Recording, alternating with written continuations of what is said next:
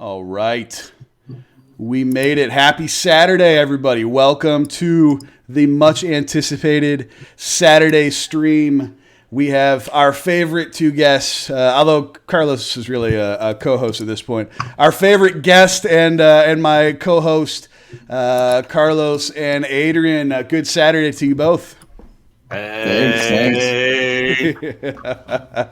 S. Curry comes and hits me in the chat right away. Hopefully you record this one. Yeah, I'm recording it. They're all recorded now. Even if they're not on Twitch, I made my mistake before. We had so many great conversations with Adrian and with Carlos that were lost because I thought Twitch backed everything up. So I'm sorry. I will record this one, Curry, or S. Curry. I promise. we can redo some of the old ones, like as a nostalgia thing in end of the bull run, where when everybody's done well, we can go back and we can review history because everyone else will be part of the history then. So we can do them again.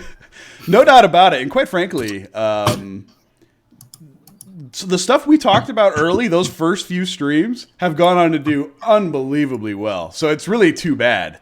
You know, like obviously we talked about Sealer before it pumped at all. That was obviously, you were driving that one, Adrian, but a bunch of other things happening too. And that's kind of why we're here today, to talk about a lot of things, but the awesome developments with Adventure Token and what's going on with TWA. So I'm pretty excited to jump into that as well. Yeah, great. Well, we won't just talk about TWA, guys. So if you're not invested in TWA yet, then we will be talking about other stuff. But I think what I wanted to do is just give a little bit of an update and let anyone ask some questions. We've had quite a fantastic time over the last 3 weeks on TWA. Lots of hard work in from the team, and then we've got some really, really good cutting edge stuff coming through. So I think what I was going to talk about first is within the last 3 weeks, we now have released the Universe Fund. So last time we did a podcast, we didn't have the Universe Fund out, and I think I kept saying to Jad, you can go to the dashboard, but it's not there yet. But it's coming, and it's going to be really cool, and its foundation and its concept is excellent. Well, if we go to the dashboard now, there she is. Yeah. So the Universe Fund, for those that don't know, at headline level, that's our top headline fund in terms of it's going to be the Primitives Fund that everything else links back to, including the Universe Fund eventually. So those invested in the Universe Fund, it's all going to be intertwined very shortly, although it doesn't need to be for the Universe Fund to still carry on chugging away in the way that it's doing. It's been doing quite well for some people, or for anyone that's invested. I'm one of them. I'll be honest. Like, obviously, I'm slightly biased, but I was so excited for it that I couldn't help myself when it got in. So I love it. I'm excited to talk about it even more. Yeah, great. And with Ethereum chugging away, Luna Fund just looks better and better, and Ethereum's just going to keep chugging away. Oh, man, this is the best time to get in there because the Luna Fund is so ETH heavy in its exposure, and it's just going to drive the whole thing. Yeah. Yeah, and with what Uni and Link have got coming as well on top of that, with Uni V3, that's going to explode. I mean, it already has. It's the top performing DeFi coin already, but it's not even started yet with what they've got planned. And with Link, with verifiable randomness, people don't understand how huge on a global scale, not on a crypto. Yeah, I love randomness. Randomness for a bit. Yeah, we'll do that at the back end of the TWA thing, maybe, Colin. But I mean, people that global verifiable randomness touches everything. I mean, the thing is, Adrian goes like, people don't understand, and I'm like, yeah, they don't understand. Let me explain. yeah. And you should explain, but not yet. So the Luna Fund's gonna be just chugging away and keep doing, and obviously ETH's doing its thing. Yeah. And then we've got our mid cap primitives, DeFi primitives in the Universe Fund, which are going to come after ETH does its little thing, right? Sure. We know how this works. And they're going to get the added boost that they're DeFi tokens. So not only are they mid caps that would get natural flow through from Ethereum anyway, but they're DeFi mid caps. And DeFi V2 is going to have its massive resurgence when Layer 2 kicks off. When Layer 2 kicks off, and you can invest and get your rewards out in a way that it's worth doing it. I'm not just talking about for TWA. On any of these tokens, sure, we're going to have round 2 of, and it's going to be 10 times bigger than the last DeFi. 10 times bigger, if not more. I'm probably lowballing that, right? So this is primarily set up for that. And as I said, those people that don't know this, what we're going to do is actually this sits at the top of the fund stack eventually, and there'll be 10 or 15 funds below this, and we take out one of the tokens, not losing anybody's money or controlling everybody's money, don't worry about that. We tune it in a way that the value is shifted around within the fund. We take out one of the primitives, so the money market primitive, for example, is Aave. We take that out and we stick a whole load of other money-making tokens like Compound, etc., below Aave. So just stick with the dashboard for now. Yeah, sure. I was trying to pull up the article where you talk about it just so I could have it sitting there because I think it does a great job at representing. But yeah, like the idea yeah, go ahead. Yeah, what we should do then is probably link the TWA announcements channel because there's some really, really good stuff in there. So let me give you that. Yeah, we can drop that in, and because that tells you about a lot of the stuff that we're talking about here, and the stuff we're going to be doing. Some of the sexy stuff that we're going to be doing in the future that I'm just going to move on to in a minute. So So there's the link, and Jared, you can share that in your channel. People can go and find the article that talks about Universe Fund and the way it's going to move around and what it's going to do. So for example, Aave would come out of the fund, and all of the value that was sat in the Aave piece would shift into the other 7 tokens in the Universe Fund. Sure. We create what is going to be called the Solar Fund. So the Solar Fund will be where we move Aave to, and then Aave will have a stack load of other money-making tokens below it. And then what we do is we take the fund token that is created from the Solar Fund, so that new one headed up by Aave, we take that and we put it back into the Universe Fund. And then the Universe Fund, and over time we do that for each of these.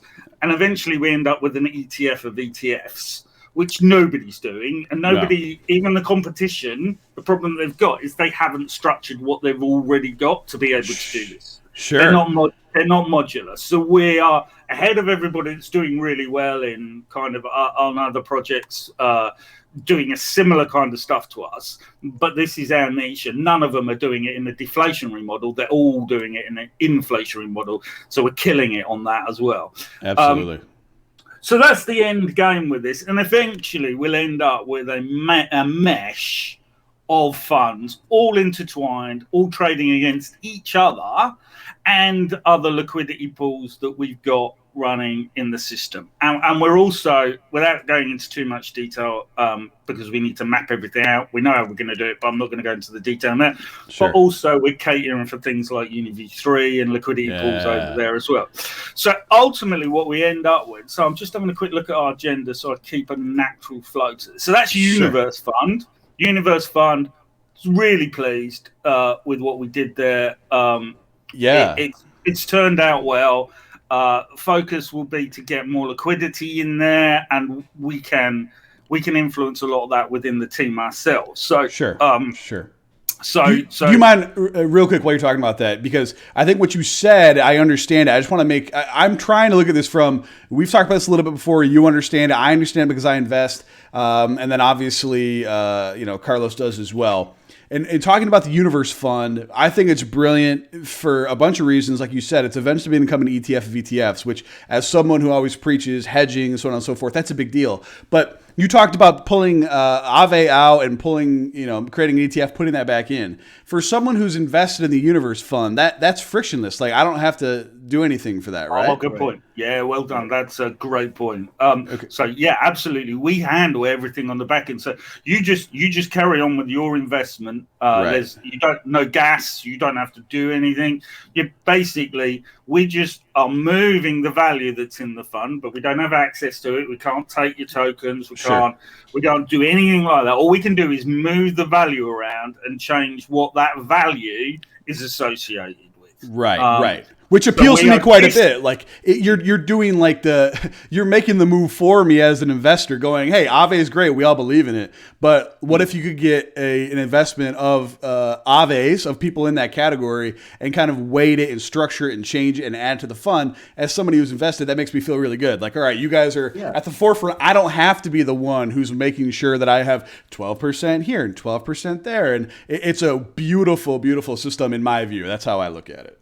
Yeah, I love it. And the beauty that you got is when we go to the solar fund with the Aave, if you're particularly an Aave person, then if you say, well, hold on, I don't want the Aave was what I liked about the Universe Fund, you're screwing with it, Adrian. Sure. Then you can just go to the solar fund that's got those, it'll be a different set of tokens, but Aave will be in there. Or you can do both, which is what we anticipate people end up doing, is they go, well, I'll stay in the Universe Fund, but I'll have a little bit of the new solar fund as well. And what we're going to do up front, sorry, Carl, I'll let you in a minute. I know I'm guessing. Oh, no, I'm guessing.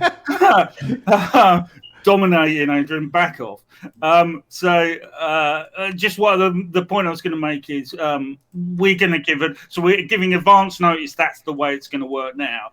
But for each of these periods where we're going to go into this, there'll be a 2-week notice period as well to say, look, guys, we're tuning down, and it'll be a tune down of Aave. So for the whole 2 weeks, you'll still be able to reduce. If Aave was just big, you'll still be able to reduce out in Aave over that 2-week period, no matter what stage in the 2-week period it's in. So we give advance notice. So we're doing this, guys. It's happening. This is we announced the way when we release the Universe Fund. This is the way it works. Now we're going to do the modular one for Aave, and we're announcing we're just about to do this, so you can get out. And so we're going to be clear and upfront about that. Sorry, Carlos, you go ahead. Yeah.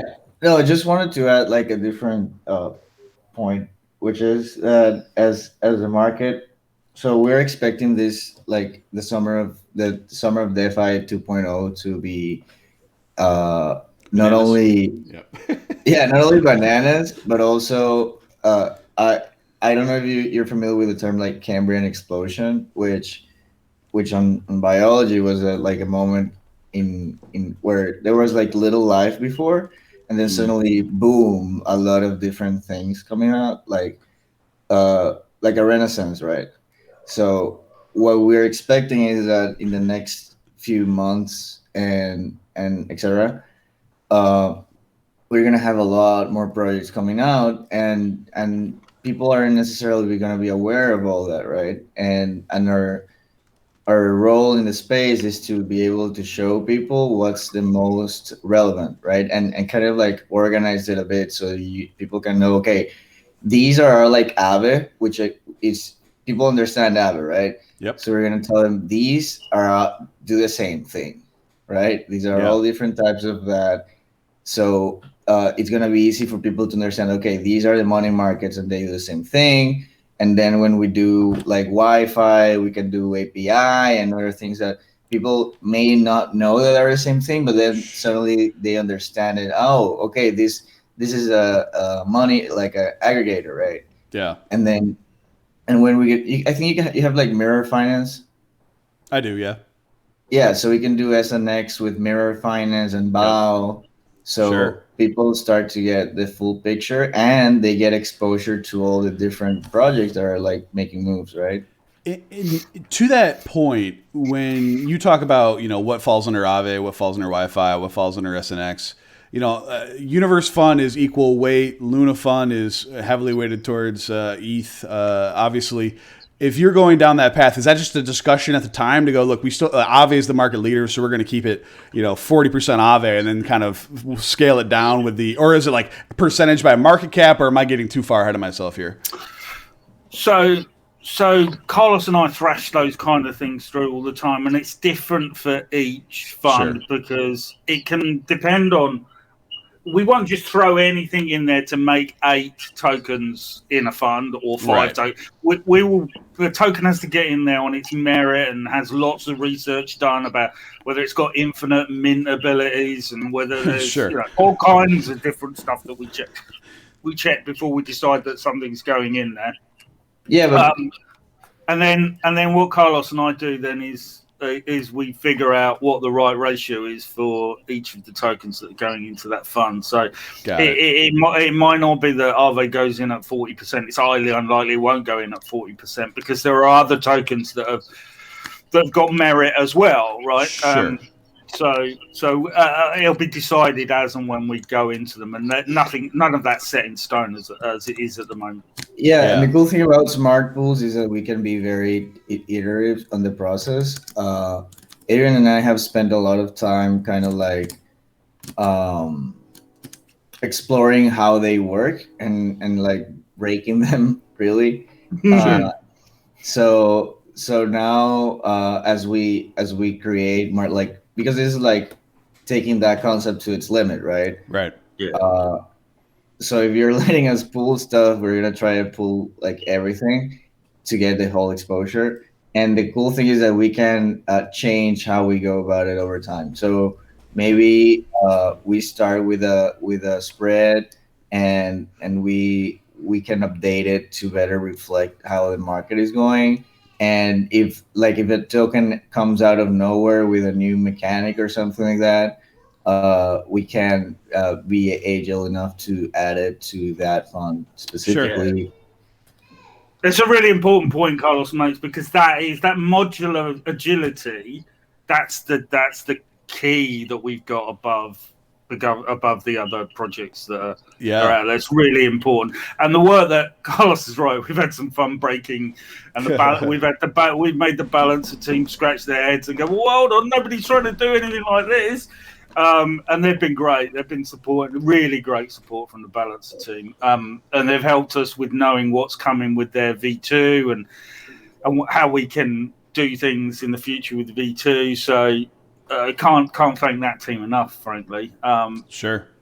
But yeah, Carlos makes a really good point, is the agility and the ability to pivot around in the market for something that's so complex. That's the thing, is there's a lot of complex stuff going on in the background with the integration between the contracts and migrator contracts and all kinds of good stuff like that. But what we're doing is making it so simple in terms of not only the user function, but actually our administration function, that we can do some very simple maneuvers that have a very sophisticated effect. Sure. Well, and a lot of that is down to Carlos, actually, and his understanding of architecture. So we are very indebted to Carlos, particularly on that side of things from a project perspective. Sure. No, that makes a lot of sense, and the ability for it to move without me having to do anything. Like, I know there's other, like you said, competitors out there that aren't close to this, and when there's adjustments made to a fund, it's a massive expense to do it. And it just becomes prohibitive on any yield, if there is any yield, or just any gains in your position, which is quite a thing. Triskun, welcome. We got a lot of people coming in here making great comments in the chat too. And there was a question that was asked earlier. I don't know if you want to answer some questions as they go, if they seem relevant, but I think if they're relevant to TWA, then that'd be great. Yeah, of course. Of course, because Jaspo made a really good point, and you touched on it a little bit here. It was the first question we got. What made you guys choose those DeFi projects in the universe fund like Hedgic and CRV? Notice some other higher market cap DeFi projects not in that fund. So, like, I think it's just a good, we picked this because, and you touched on it a little bit, but if you wouldn't mind expanding on that further. Yeah, thanks, Jared. That's really good, and thanks for the question. That's timely. So these are what Carlos and I term as primitives. I think it's fair to say Carlos actually came up with that idea. Although I think Andre was talking about that, so we need to be careful that we don't. It doesn't matter who came up. It's not trademarked. It doesn't matter who came up with. But the fact is that we are the guys doing something with the primitive. That's the most important thing. We're the guys that are turning that primitives concept into substance. So what does that mean? So these are either these are either one of two things in my mind that makes up a primitive. Either they are doing something uniquely different than anybody else is doing token-wise, and or they were the first to do it, or they are the market leader in doing that now. So Aave wasn't the first money market lender. Arguably Compound probably was the major league on, but it's certainly taken over that mantle, no doubt. And so Aave gives, that mantle of being the market leader tends to give Aave that primitive. But that's why we don't want to ignore Compound, and that's why we would have Aave and Compound and others in the solar fund when we move the token out. Wi-Fi is undeniably the talent aggregator. No doubt. I think I came up with that one. Carlos has pre-opted it since, but again, it doesn't matter who came up with it. But I mean, it's a talent aggregator. So while the token doesn't do anything, all of the DeFi stuff is, well, no, not all of it, but a lot of significant projects are coalescing around Wi-Fi and what Andre's doing, or what Andre's entourage is the wrong word. Colleagues and associates. I mean, sure. Carlos and I are in enterprise, in chats with Andre, so we probably consider ourselves in that. And we coalesce around that kind of. CRV is just a magical thing on its own. It's really hard to pigeon. It's a cult more than anything. But it's a wonderful thing, and it's worth talking about CRV and hedging. To the other point that who asked the question? Caroline? No, who asked the question? I apologise. I can't see who asked the question. Well, it was Jaspo. Yeah. So the other point that you're making around market caps is a really important one. So, obviously, we want as much headroom. We don't want to go going right down to. They've got to have this primitives type function. Otherwise, we could go down and find the lowest cap DeFi token there is and put it in there, which would give us the most possible headroom. But is it really going to ever go anywhere? And does anyone really care about it? And is it doing something funky? Right. So what we've got to do is find a balance. Aave's made quite a move already. Wi-Fi's pulled back about 20%. So it was perfect for us to add it in. It's got a load of headroom. But tokens like CRV and Hedgic and BAL, and to a degree SNX, they've barely done anything compared to what they're going to do. Sure. Right? Yeah. And so what we want to do, and TWA is in that category as well.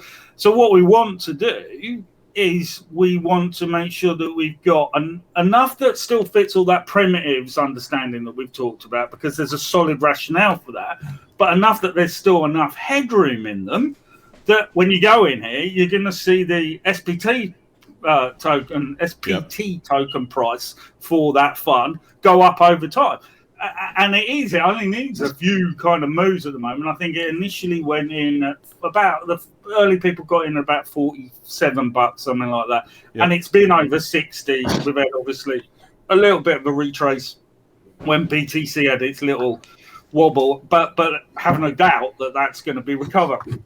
This one goes through its growth phase after the Luna Fund with the Ethereum and everything goes through its growth phase. Right. This is the mid-cap side. So hopefully, Jasper, that might have answered your question. If not, tell me why not, and I'll have another go at it. No, I think you did. It's a good point on the methodology and kind of the most logical place to start to put this stuff together, because it makes perfect sense when you look at what was actually put in. And Jasper said, yes, it did. Thank you so much.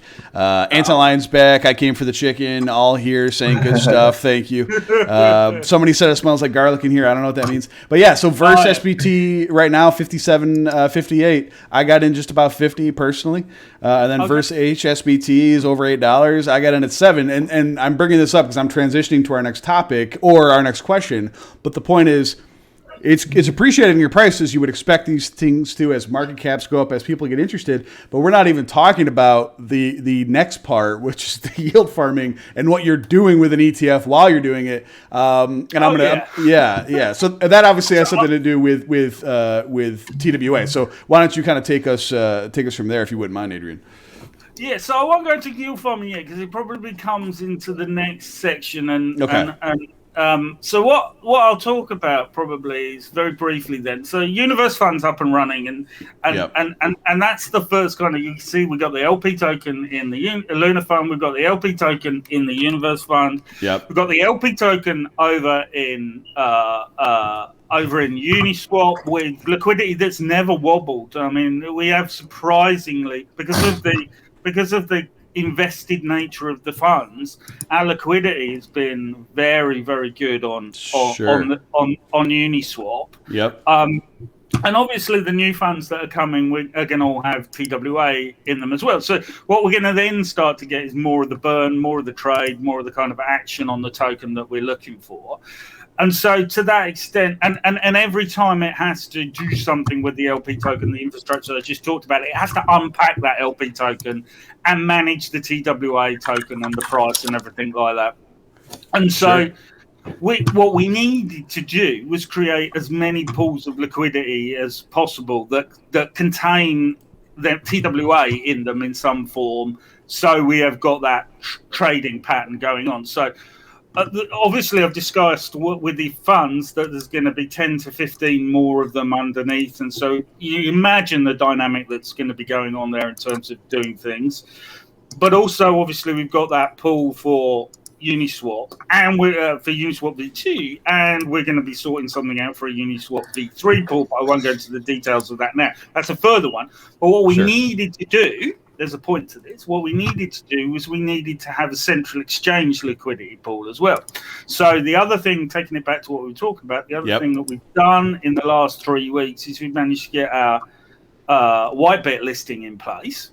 Perfect. Which is fantastic. They're a really good group to work with, and I'm pleased with so far with that. And people can go and buy TWA on Whitebit in with a position that's going to save them on gas in a way that Uniswap and those kind of things they wouldn't do. Don't, and they can hold that token. They can put liquidity into that token and join the funds. They can do what they want. So it's more infrastructure that lets us do what we're going to do next. So there's a reason and a plan why we need these liquidity pools. And actually, across the piece now, we've got $1.5 million worth of liquidity spread out all over the place, which is not bad for such a young project. I mean, we are very young still. That's pretty good. Some of the big boys would be quite pleased with that, who have been through ICOs and all kinds of stuff. Sure. Right. So that was the importance of Whitebit. Is it's another, it's people can worry about it less at being about, the size of the exchange or anything like that, although it's a very good exchange. And if you go and look at some of their actual true stats on it, it outperforms things like Qcoin, etc. So sure, for the stats that matter. But I'm not in the business of promoting Whitebit exchange particularly. What it gives us, though, is that ability to have what the system cares about is another place to have a price source or a place to get liquidity. So even though the funds won't reach out to, the exchange specifically to buy its TWA to balance itself, what obviously happens is if people are buying, selling over on that exchange, then that affects the Uniswap, or certainly opens up arbitrage opportunity for the Uniswap, and that Uniswap pool is the place that the funds are going to go and buy there. So even though it's not built into the system directly, it is built into the system directly from an ecosystem perspective. Whitebit is actually built into the system because it's linked through price governance effectively. Sure. So it's a really important thing to us, actually, whether you want to trade in it or not. The fact that it's there as a pool is really important to the system. And that leads me on to the next point then. So what we needed, so we understand where our strengths and our weaknesses are, right? And our strengths are everything that we just talked about. But our weaknesses at the moment, as we talk about in the document, is it's too expensive gas wise. It's not my problem. Vitalik's created this, and we've managed to get to a point where we're 50% cheaper using our dashboard than if you used native apps to buy, from a gas perspective, than if you use native apps to buy things. So remarkable achievement, given that we are still constrained by the underlying infrastructure, yet we've managed to hone the smart contracts to the point we can make those savings. But it's not good enough in my mind. It's not good enough, and so the next exciting area that we're focusing on is we have started building our layer 2 solution for the service, and we think when we complete this, and we're trying to target that for closure for June, we think we are going to be market leaders. Basically, you should be able to get in and out of everything that we just talked about: buy and supply on the contract there, the yield farm, all the new farms and everything, like at a tenth. Sub $10 is what I'm targeting as a gas fee to get in and out. So you can do it all day long as much as you want. Oh my God. Okay. I'm gonna hit time out right now. That is, not only would you be market leader, that is so great for adoption too, Adrian. Like just general adoption. I would have, if that were the case, because let's be honest, I'm interested in this. I've been in the system. I know crypto better than most people, although fractionally compared to you and compared to Carlos, right? But enough to, know my elbow from my, and so I can get in, and I did it, and I still had some help. I jumped into the Adventure Token Telegram, and the team was wonderful, by the way, just anecdotally. We've got amazing admins, man. Without my really admins, good. Oh my goodness, really, really, really good. But it's tough right now for me to go to people that want to get invested and say, hey, here's where you do it. If you don't want to do it on a centralized system, and that's obviously, Stacked has its own thing. That's not what we're talking about, because I love decentralization, as does everybody here. Right. So the idea that this can be done in a single or a few transactions costing less than $10.